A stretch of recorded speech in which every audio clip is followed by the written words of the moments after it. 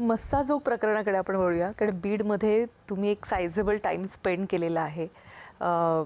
बीडची जी अवस्था झाली आहे त्या अवस्थेबद्दल काय म्हणाल? कारण मधल्या काळात देखील आपल्या अनेक विजिट्स बीडमध्ये 2011-12 पासून लढायचे. मी जेव्हा आम आदमी पक्षात होते तेव्हापासून मी तिथे जायचे. आधी सुरुवातीला ते जयदत्त क्षीरसागर, सुरेश धस यांच्या सगळ्यांच्या विरुद्ध लढले होते. तेव्हा दोघंही पंकजा मुंडे आणि धनंजय मुंडे तितकेसे मोठे नव्हते. ते 14च्या आसपास हळूहळू ते मोठे होत गेले.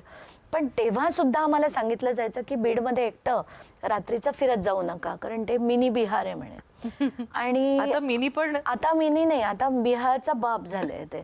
म्हणजे खरंच, म्हणजे ज्या पद्धतीने तिथे पिस्तुलं होती.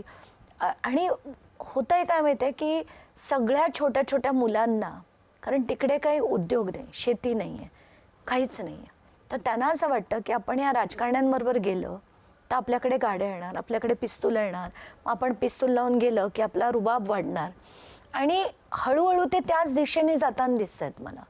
त्यामुळे आता तिथली मुलं जी शिकून पूर्वी मोठी व्हायची आणि उच्च पदावर जायची, आता म्हणजे तिथलेच तुकाराम मुंडे आहेत. खरंय खरंय. आणि मी तर तेव्हाच म्हटलं होतं की तुकाराम मुंडेंना तिथे पाठवा, 6 महिने पाठवा, सरळ करतील ते बीडला, बरोबर ट्रान्सफर होईल. खरंय ते. पण इतकी बिकट परिस्थिती आहे की तिथे गुंडांच्या टोळ्याच्या टोळ्या आहेत. आणि जेव्हा आपण ऐकतो की बाबा मास्क काढून हा माणूस प्लास्टिकच्या बॅगेत आणून कराडच्या टेबलवर जेव्हा ठेवलं होतं, हे ऐकूनच कसं तरी होतं की ही माणसं असू शकत नाहीत, हे राक्षस आहेत, दे आर नॉट माणसं. आणि या अशांवर जर आपण आत्ता लढलो नाही तर खरंच आपण कुठच्या दिशेने जातोय याचा विचार करण्याची गरज आहे. म्हणजे कराड सारखी लोक आणि त्यांचे जे सगळे तो गोट्या गित्ते काय, त्यांनी इतके लोक, अशा अफाट टोळ्या आहेत त्यांच्या, एक नाही 10-10, 12-12 टोळ्या आहेत त्या कराडच्या. आणि त्याची ती दोन्ही मुलं पिस्तुलं लावून फिरताना दिसत आहेत.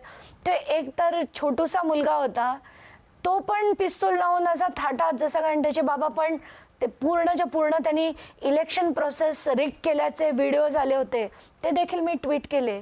म्हटलं काय आपण कुठची दिशा देतोय आपल्या महाराष्ट्राला. आणि बीड तर हाताबाहेर गेलेलं आहे. मला तर खरंच वाटतं मिलिटरी रूल लागला पाहिजे बीडला, आणि 1 वर्षासाठी, आणि सगळं चित्र साफ केलं पाहिजे.